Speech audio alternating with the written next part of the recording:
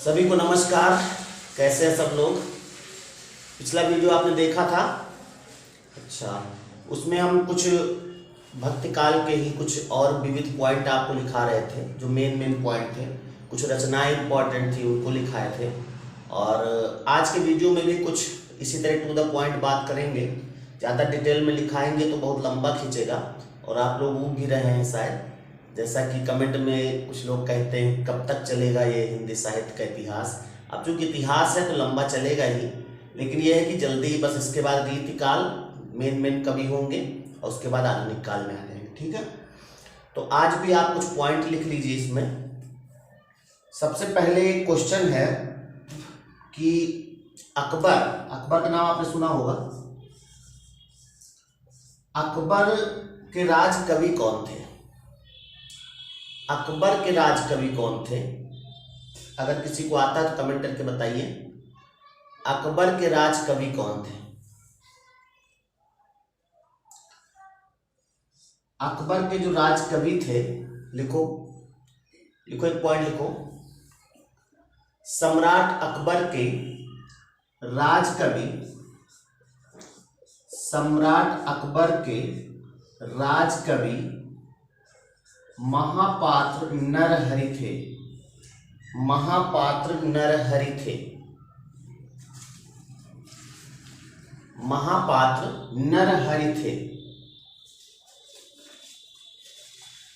तो अकबर के राजकवि कौन थे? महापात्र नरहरि। एक और क्वेश्चन पूछा जाता है, मुगल से ही है, कि वो कौन सा कवि है जिसको नूरजहां ने हाथी से कुचलवा दिया था?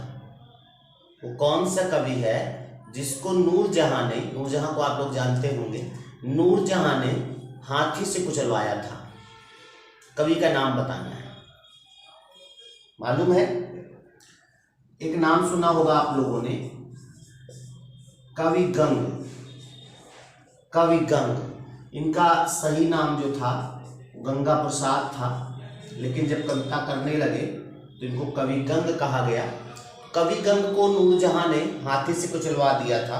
और कवि गंग की कुछ रचनाएं भी, चलो लिख लो पहले, तो हम बताते हैं। इस पॉइंट को लिख लो, लिखो। कवि गंग को नूरजहां ने हाथी से कुचलवा डाला था। हाथी से कुचलवा डाला था। कवि गंग का पूरा नाम गंगा प्रसाद था। कवि गंग का पूरा नाम गंगा प्रसाद था। और कवि गंग की कुछ रचनाएं भी याद आ रही, उनको लिख लीजिए। एक इन्होंने गंग पदावली लिखा है, गंग पदावली लिख लो, एक लाइन लिख लो। कवि गंग द्वारा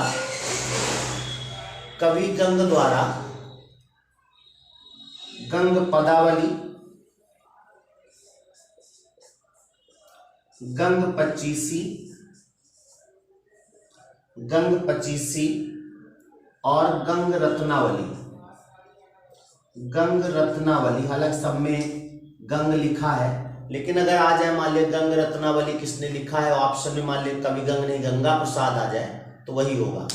तो कवि गंग रत्नावली नामक क्या लिखा था? कवि गंग ने गंग पदावली, गंग पचीसी, गंग रत्नावली नामक रचनाएं की। और तीनों रचनाएं जो एक उसमें संकलित हैं, जिनको कहा गया गंग कवित्व। जैसे आप जानते हो कबीर की रचनाएं साखी सबद रामायणी हैं, वो एक बीजक में समाहित है। उसी तरह तीनों रचनाएं जो हैं गंग कवित्व में समाहित हैं। इस पॉइंट को भी लिख लो। तीनों रचनाओं का संकलन गंग कवित्व नाम से प्रकाशित हुआ।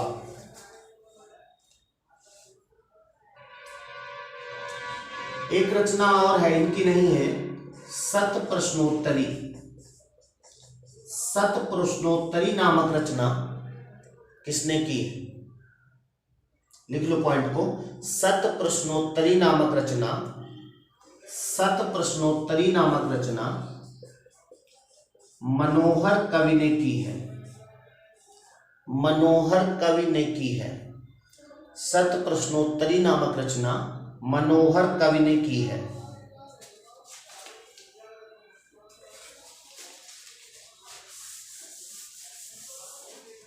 लिख रहे हैं कि नहीं आप लोग? अच्छा केवल देख रहे हैं, लिख लो, काम देगा। एक दो रचनाएं और हैं, अलग शतक, अलग शतक, और एक रचना है तिल शतक। अलग शतक और तिल शतक नामक रचनाएं लिख लो। अलग शतक और तिल शतक नामक रचनाएं, अलग शतक और तिल शतक नामक रचनाएं कवि मुबारक ने किया है। मुबारक की रचनाएं हैं ये, कवि मुबारक ने किया है, कवि मुबारक ने किया है। ठीक है। उसके बाद कुछ संप्रदाय हमने बीच बीच में, जब भी राइटर का नाम आया है तो उसने कौन से संप्रदाय की स्थापना की है उसको हमने लिखाया है, लेकिन कुछ संप्रदाय छूटे हैं। तो आप एक हेडिंग डालो, भक्ति काल के प्रमुख संप्रदाय। लिखो, हेडिंग डालो, भक्ति काल के प्रमुख संप्रदाय एवं उनके प्रवर्तक, एवं उनके प्रवर्तक।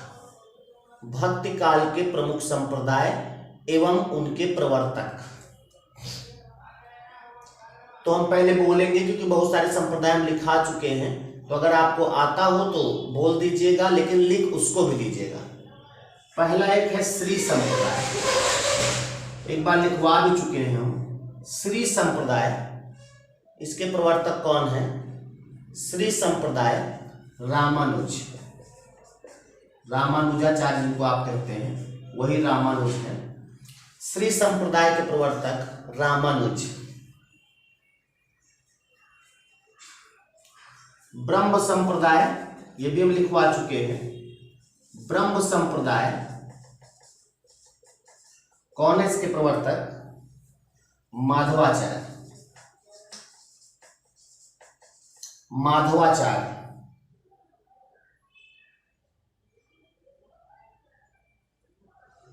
अभी पिछले ही वीडियो में लिखाया था स्वमुखी संप्रदाय। स्वमुखी संप्रदाय के प्रवर्तक कौन है? रामचरण दास, रामचरण दास। स्वमुखी संप्रदाय रामचरण दास।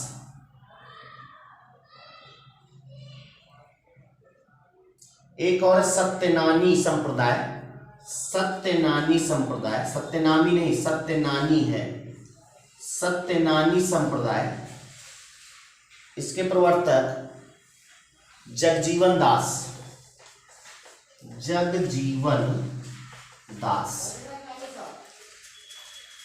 ये तो ये हो गया, लिख लिया होगा आप लोगों ने, लिख लो इसको, लिखते चल रहे हो ना साथ में।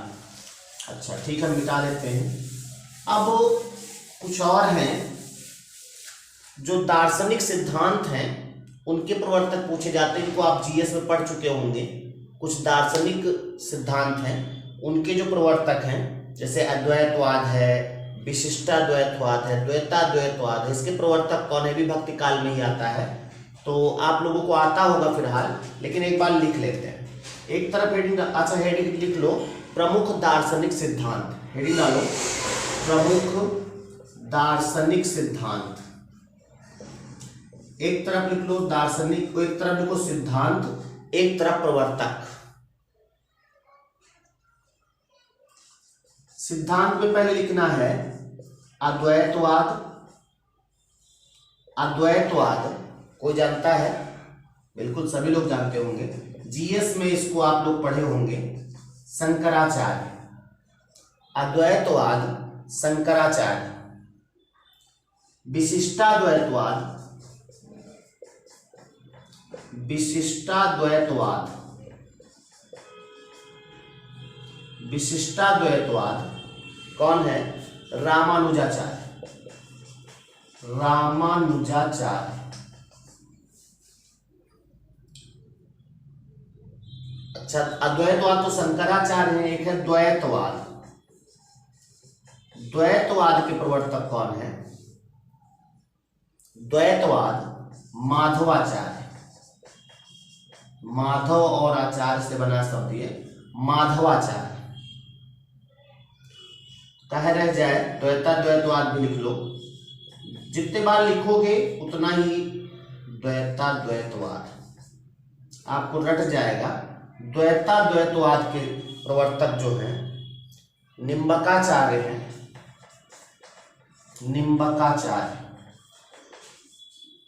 निम्बकाचार्य आता है आपको, लेकिन लिखते जाओ।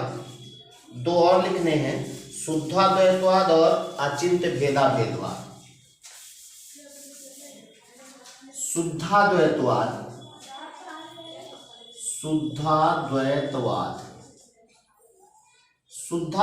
के प्रवर्तक कौन है? वल्लभाचार्य।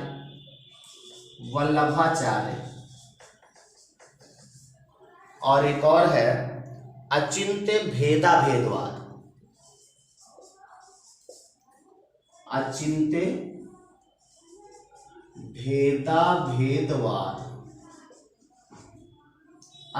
भेदाभेदवाद इसके प्रवर्तक चैतन्य महाप्रभु हैं। इनको नोट कर लो आप जल्दी से। हमको लगता है नोट करते ही चल रहे हैं आप लोग, लेकिन अगर नहीं नोट किए तो नोट कर लो। और एक कमेंट तो बनता है, और वीडियो को लाइक भी कर देना, और हो सके तो अपने दोस्तों में शेयर भी कर दो ज़्यादा से ज़्यादा। और क्या कर सकते हो, इसकी लिंक जो है वो अपने स्टेटस पर लगा दो, मिटा दें।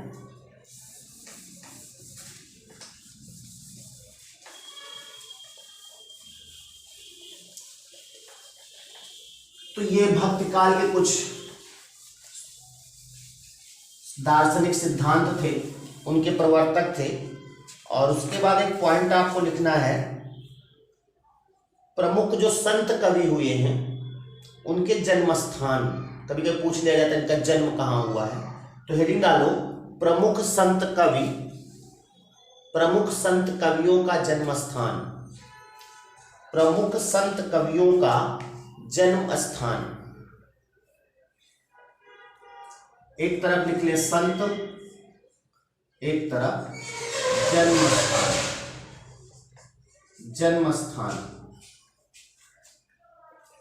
सबसे पहले कबीर का जन्म स्थान सभी लोग जानते होंगे। कबीर का जन्म स्थान कहाँ है? लहरतारा। और लहरतारा है कहाँ? काशी में। कबीर का जन्म स्थान लहरतारा है, जो कि काशी में है। और काशी में ही रैदास का भी जन्म स्थान हुआ है। रैदास का जन्म स्थान काशी है। नानक का जन्म स्थान, गुरु नानक लिखाया हमने, नानक का जन्म स्थान तलवंडी नामक स्थान पर। तलवंडी। और दादू दयाल का जन्म स्थान कोई जानता है? दादू दयाल अहमदाबाद में पैदा हुए थे। अहमदाबाद कहाँ है? गुजरात में। अहमदाबाद। सूरदास, इनका तो कुछ विशेष नहीं मिलता है, लेकिन जहां तक जो भी प्रमाणित जो भी लिखा मिलता है वो देवसा एक स्थान है। देवसा, वहां पर इनका जन्म स्थान है। वो जयपुर में पड़ता है। जयपुर।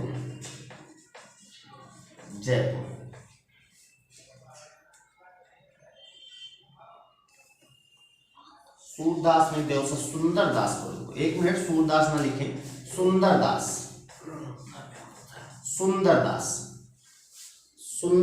का जन्म स्थान है। सूरदास का मिलता नहीं है सही से। मलूकदास लिख लो, आगे हम बोल देते हैं, लिख लो।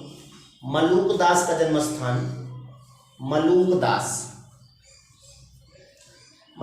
का जन्म स्थान है इलाहाबाद।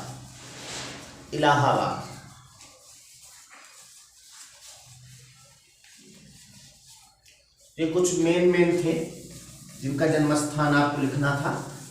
हालांकि जब हम इनके बारे में चर्चा किया है तो ज्यादातर में लिखा दिया, लेकिन कुछ रह गए थे। और कबीर का जन्म तो आप जानते हो लहरतारा में हुआ था, लेकिन कबीर की मृत्यु कहाँ हुई? मगहर नामक स्थान पर हुई ना, मगहर। इसको लिखने की जरूरत नहीं है, आता है लगभग सबको। उसके बाद एक पॉइंट लिखो, तुलसी, आचार्य तुलसी को आप जानते हो, गोस्वामी तुलसीदास को। तुलसी को कलिकाल का वाल्मीकि कहा जाता है। कलिकाल का वाल्मीकि, कलिकाल का वाल्मीकि। पूछा जाता है तुलसीदास को कलिकाल का वाल्मीकि किसने कहा है? तो लिख लो एक पॉइंट, गोस्वामी तुलसीदास जी को, गोस्वामी तुलसीदास जी को, गोस्वामी तुलसीदास जी को नाभादास ने, नाभादास ने, गोस्वामी तुलसीदास को नाभादास ने कलिकाल का वाल्मीकि कहा है। कलिकाल का वाल्मीकि कहा है। इनकी रचनाएं हम पहले लिखवा चुके हैं तुलसीदास की। इनकी एक रचना है रामाज्ञा प्रश्नावली, लिखा है ना आपके पास? नहीं लिखना है आपको, हमने लिखाया है, लेकिन इससे एक क्वेश्चन बनता है रामाज्ञा प्रश्नावली से कि पूछा जाए अगर कि तुलसी का ज्योतिष ग्रंथ कौन सा है? तुलसी का ज्योतिष ग्रंथ कौन सा है? तो यही है रामाज्ञा प्रश्नावली। एक पॉइंट लिख लो, तुलसीदास जी का, तुलसीदास द्वारा रचित, ऐसे लिख लो, तुलसीदास द्वारा रचित रामाज्ञा प्रश्नावली, रामाज्ञा प्रश्नावली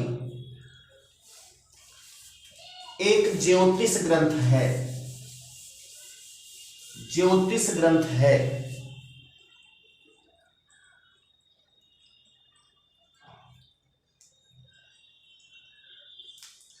तुलसीदास जी ने एक अपनी रचनाएं जो की है, रामचरितमानस भी किया है और बहुत सारी रचनाएं में लिखाया है। पूछा जाता है कि तुलसीदास ने अपनी किस रचना में कलयुग का वर्णन किया है? तुलसीदास ने कलयुग का वर्णन विशेष रूप से किन रचनाओं में किया है या किस रचना में किया है? तो पहले तो रामचरितमानस आप जानते हो, रामचरितमानस में 7 कांड हैं। तो जो उत्तर कांड है, उत्तर मतलब बाद में, एकदम लास्ट में, जो लंका कांड के बाद उत्तर कांड पड़ता है, आपको मैंने पहले भी कई बार जिक्र किया है, दिखाया भी है। रामचरितमानस से क्वेश्चन आ जाता है कि जो कांड होते हैं उनका क्रम, पहले कौन सा कांड है, फिर कौन सा, फिर कौन सा। उसमें एक बार टीईटी में एग्जाम में आया था कि 4 कांड दिए थे डिस्टर्ब करके अलग अलग, तो कौन सा कांड का क्रम से लिखा है। सबसे पहले आपको मालूम बाल कांड होता है।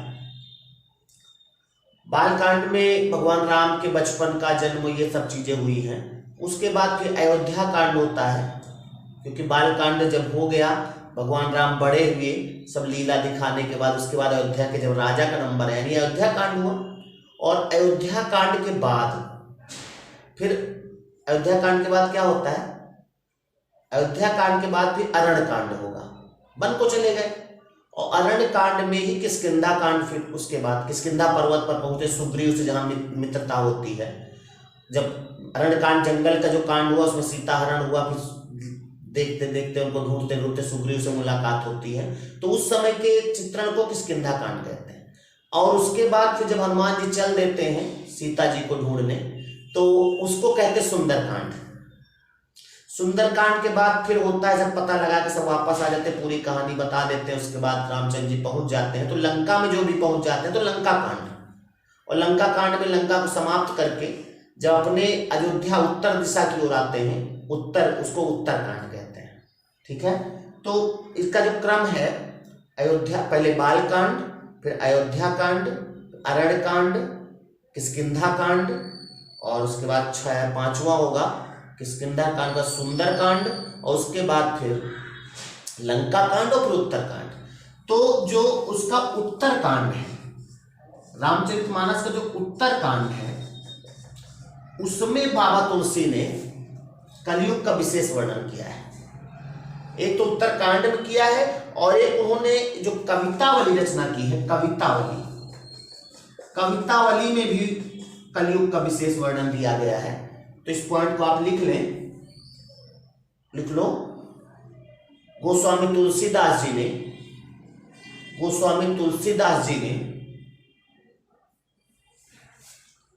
रामचरितमानस के उत्तरकांड में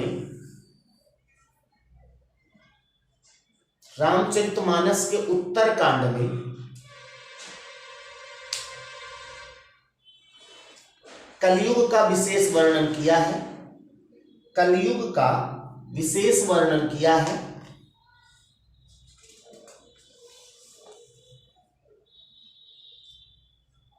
अगली लाइन में लिख लो, उनके द्वारा रचित कवितावली में भी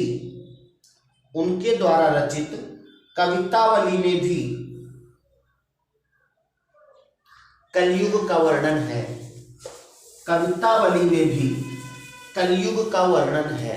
तो अगर आपसे पूछा जाए कलयुग का विशेष वर्णन किसमें किया है, तो एक तो रामचरितमानस का जो अंतिम कांड यानी उत्तरकांड होगा और साथ में कवितावली में भी उन्होंने किया है। ठीक है। अच्छा, तुलसी से याद आया, तुलसीदास जी थे, उनकी जो भक्ति भाव थी किस प्रकार की थी?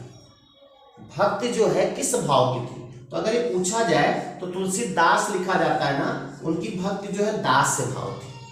अपने को दास मानते थे भगवान राम का, यानी कि भक्त को अपने को भगवान का दास मानते थे, भक्त नहीं मानते थे, दास से। तो दास से भाव की उनकी भक्ति थी। उसका जो भक्ति आंदोलन है, भक्ति आंदोलन को लोक जागरण किसने कहा? क्वेश्चन आता है, भक्ति आंदोलन को लोक जागरण किसने कहा? भक्ति आंदोलन को लोक जागरण किसने कहा? लिख लो एक पॉइंट, देखो आचार्य हजारी प्रसाद द्विवेदी ने भक्ति आंदोलन को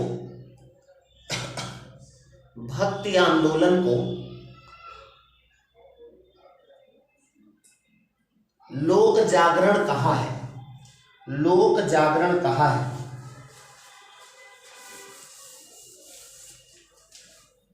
आप जानते होंगे विद्यापति एक कवि हैं, के बारे में लिखाया भी है।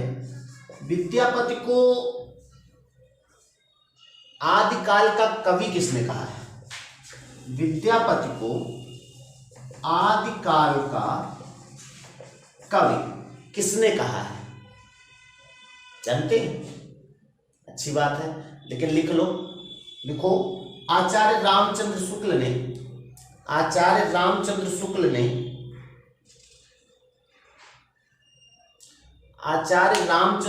ने विद्यापति को आदिकाल का कवि कहा है। इस तरह से बहुत सारे क्वेश्चन अभी हम करवाएंगे आपको पॉइंट वाइज, और कुछ क्वेश्चन आपको ऐसे भी दे देंगे जिनके आंसर आप लोगों को कमेंट करना होगा। टेस्ट भी लगा देंगे, आप टेस्ट भी दे दीजिएगा। और अब हम अगले भाग में आपको रीतिकाल बताएंगे। रीतिकाल के जो कवि हैं, रीति परंपरा जो होती है, रीतिकाल को रीतिकाल इसीलिए कहा गया है क्योंकि अभी तक जो भी रचनाएं पहले हो चुकी हैं उनमें कोई रीति रिवाज नहीं होता था, न कोई अलंकार, ना कोई रस, ना कोई इस तरह की कोई था ही नहीं कुछ, चाहे जैसे चाहे लिखते चले गए। लेकिन अब जो होगा, अब कुछ रीति रिवाज से कविताएं शुरू होंगी। अब जो कवि आगे के होंगे, जो रीतिकाल के कवि होंगे, उनके अंदर रस निरूपण भी होगा, अलंकार निरूपण भी होगा। उनकी रचनाओं में अलंकार मिलेंगे, रस मिलेंगे, इसीलिए इस कालखंड को रीतिकाल कहा गया है। ठीक है, तो अगले भाग में हम रीतिकाल पर बात करेंगे और आपसे अंत में फिर यही कहेंगे कि अगर वीडियो आपको अच्छा लगा हो तो प्लीज़ लाइक कर दीजिए, शेयर कर दीजिए अपने दोस्तों में, और चैनल को सब्सक्राइब जरूर कर दीजिए। जितने लोग हमको जानते हैं उतने सब्सक्राइबर है नहीं, और उतने लोग ना तो वीडियो में व्यू आते हैं, तो प्रयास करो कि सब तक पहुंचाओ इसको। ठीक है, नमस्कार।